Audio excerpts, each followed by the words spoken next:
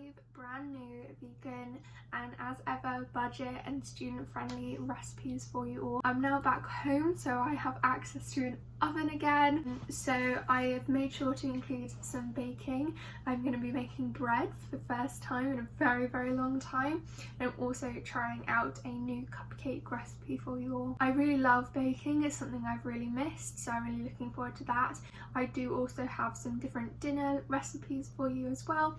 Each of these recipes, this is the first time that I'm trying them. I hope you all enjoy watching these videos. I haven't included prices for them because there is so much text already going on the screen, but I can promise you they are not expensive to make, all very easily accessible ingredients, and I've really enjoyed making them all this week. I really love cooking and I'm glad I have some extra time now it's the summer to try out some new recipes.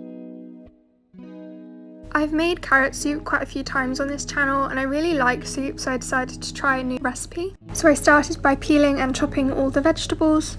An apple might seem like a bit of a weird ingredient, but trust me, it works. I also added a carrot just because I had one spare, but you don't need to do that if you don't want to.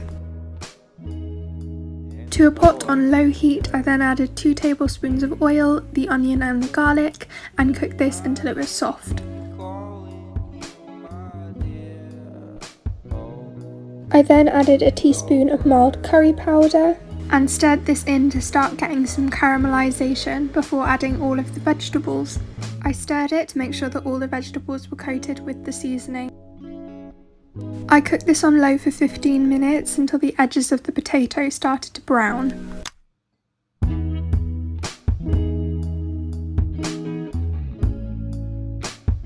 I then added the vegetable stock, and feel free to add more or less depending on how thick you like your soup. I then let this simmer for 20 minutes until the potatoes were soft, and try not to dye your spoon as I did.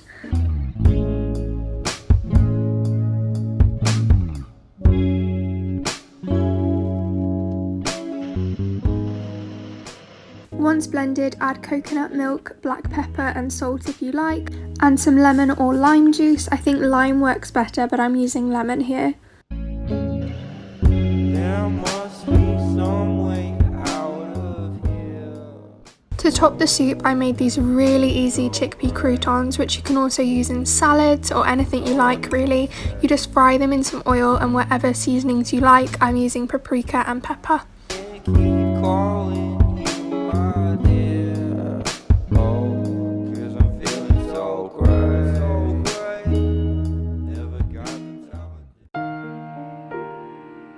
The last time I made bread was in like primary school or something, but I saw Mina Rome do it and it looked amazing, so I thought I'd give it a go but with a different recipe. So I started by adding 160 ml of warm water to a bowl with a teaspoon of sugar and a yeast sachet. I then mixed in 3 cups of plain flour and 1/4 of a teaspoon of salt.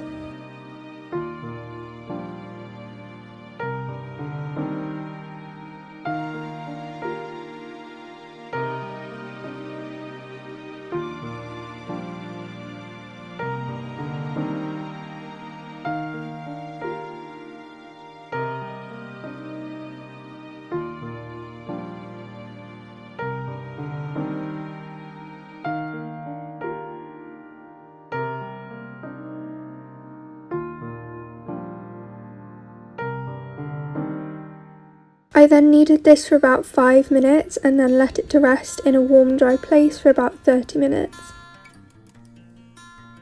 Once it had about doubled in size, I then kneaded it again and then left it to rise again.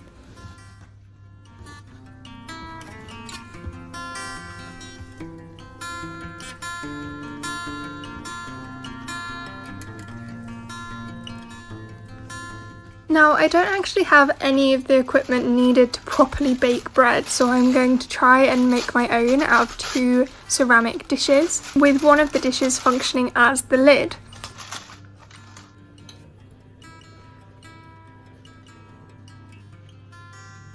So I shaped my dough and placed it in the dish before preheating my oven. I read that to get a nice crust you should brush it with plain plant milk, so I'm using soya for that.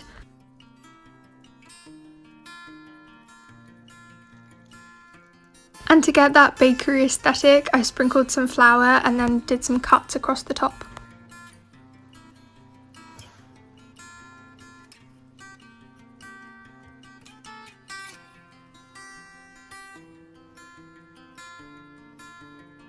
After 30 minutes, I removed the top dish, which was acting as my lid, and then let it bake for about 8 to 10 minutes in order to form a crust, and for the loaf to get more golden in colour. The smell of baking bread is just so nice.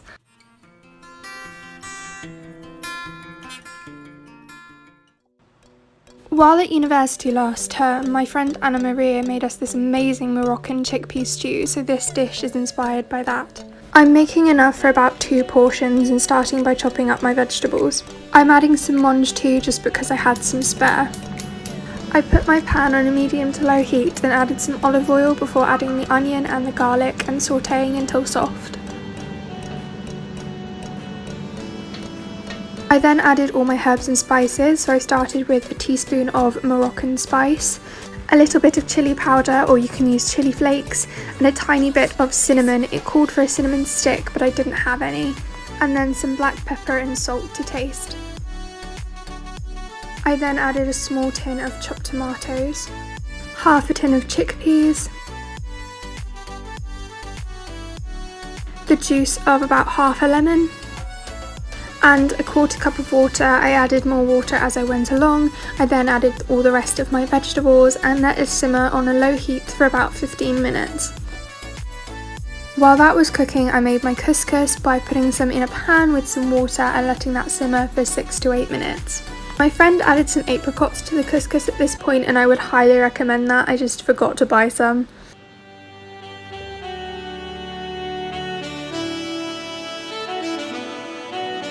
Once that was all plated, I added a little bit more lemon juice and the chopped almonds on top.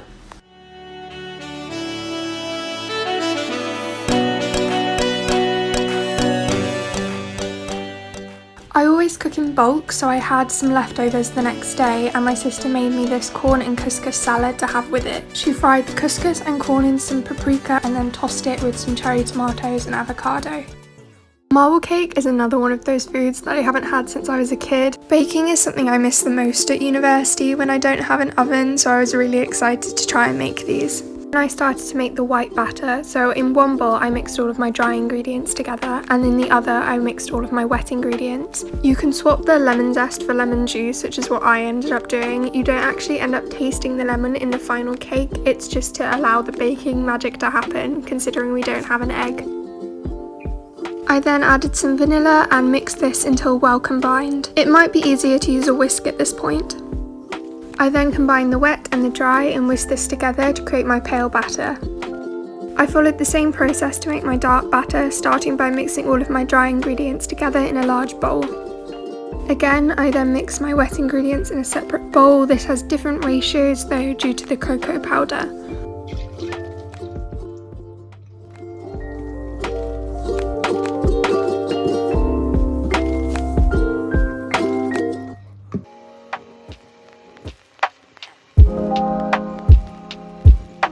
The traditional way to bake this is in a loaf tin, which you'd put in the oven for about an hour, but I decided to make cupcakes.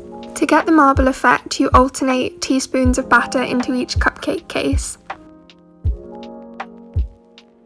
And I'm using a wooden skewer here, but you could use the back of a fork, and you just push all the way through the batter, do crosses and then spirals, basically just any shape you want in order to get the marble effect. I ended up having to get more cupcake cases out because this batter made more cupcakes than I thought it would, so I ended up making about 12.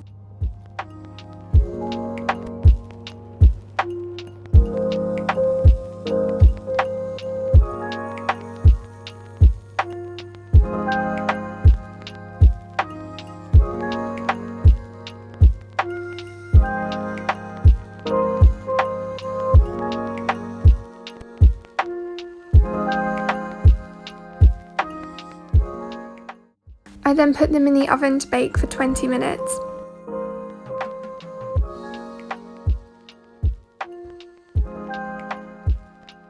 After 20 minutes, I checked that they were cooked through with a skewer. You want to make sure that this comes out clean. If not, you can put them in for a further 5 minutes. A trick I always use is to put some rice underneath the cupcake cases just to make sure that the bottoms are all fully cooked. And that is it, guys. I hope you've enjoyed these recipes. I hope you try one out. Please do let me know if you do. And tag me on Instagram if you have any photos of them. I'd love to see them. I will put my Instagram below. And also please let me know if you have any recommendations for some new recipes for me to try, or like modifications that you made to this recipe. Anyway, thank you so much for watching. I hope you've enjoyed. Please do give it a big thumbs up and subscribe if you're new here.